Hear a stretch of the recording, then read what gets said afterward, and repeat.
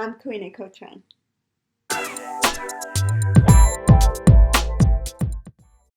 I live in Ontario.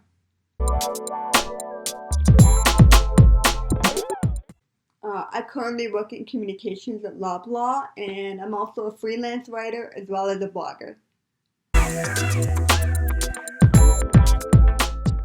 I have a freakishly good memory. Ask me to read anything, and I guarantee I can repeat it back to you in a couple days, almost word for word.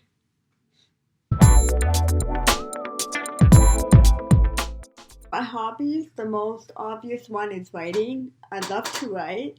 I also love to read. If I'm into a good book, I know that I can start reading and not look up from it until about 3 hours later or even longer.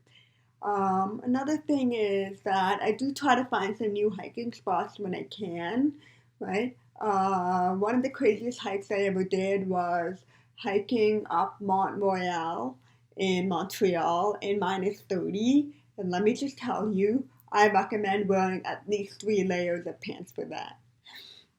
I was diagnosed at 3 years old with profound hearing loss in both ears. When I was first diagnosed, I wore hearing aids, but now I just wear one cochlear on my left ear. I've actually had quite a few moments where I've appreciated my hearing loss. One fun perk about it is the ability to turn off sound whenever I want. I love sleeping when I can't hear a thing.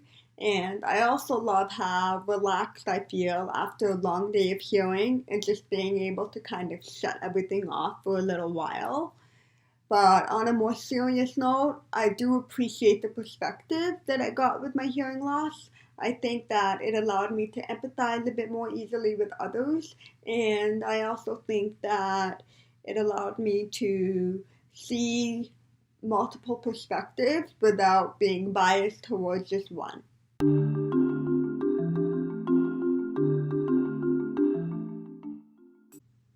Of course, I think that having hearing loss can be very tough when you're in a pretty loud setting and knowing that you're missing out on at least 75% of the conversation around you. I've learned how to better improve my attitude in those situations and make the best of it. But I do understand that it's tough regardless.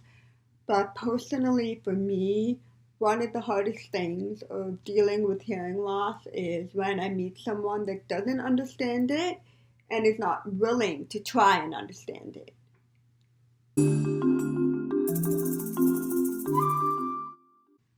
Yes, actually. Speaking from my own experiences at university, I want to say that the one piece of advice I would give is don't let your hearing loss stop you from trying something, whether it's trying out for a sport, or pursuing a certain class, or becoming a part of a club.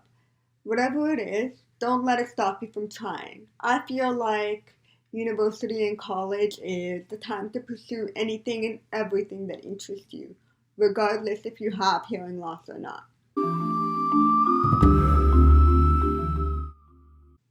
I'm actually not the only hard of hearing member in my family. I do have one younger brother, and he also has hearing loss. He wears a cochlear in one ear and a hearing aid in the other.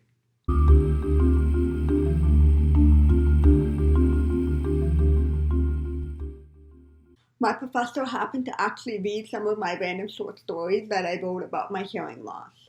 And he was fascinated and he encouraged me to write more.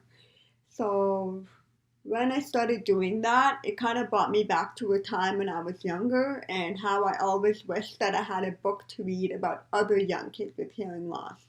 I wanted to know that I wasn't the only person out there feeling the way I did. It was then that I kind of realized I could write that book. So I did.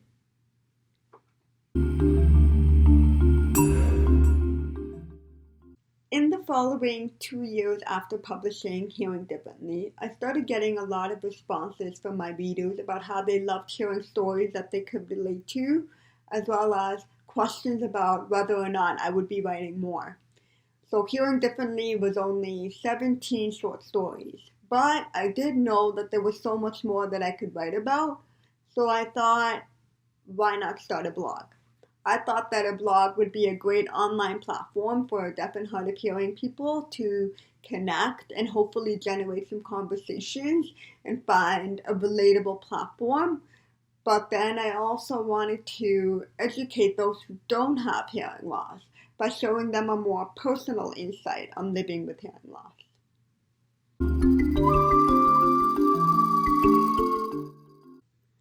The best way to meet other hard of hearing young adults, from my experience, is actually online. I personally knew very few hard of hearing young adults until I started actively looking up hard of hearing communities in my area. From there, I started actively going to these communities and connecting with more and more people. The best thing about online is that you can meet hard of hearing individuals from all around the world.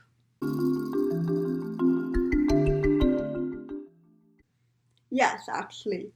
I would like to say that it's okay to ask questions and also ask for advice. There's this idea that when we are in our early to late 20s, that we're supposed to know the answers to everything that we want to do and we're supposed to know how to do it. So I think while that it's important to work towards your goals, just don't be afraid to ask questions and ask for advice, especially from your fellow hard of hearing peers. They might provide you with a perspective that you didn't think about. This might be a bit cheesy, but my favorite quote is, learn to trust the journey even when you don't understand it. I saw this quote a couple of years ago, I think on Instagram maybe. I have no idea who said it, but as someone who wants to do a lot of things, become an author, be an advocate, work in communications, pursue a master's, and also as someone who wants to know exactly what's going to happen next, it made me realize that I can't predict the future, that I need to stop worrying about what's ahead and focus on the present.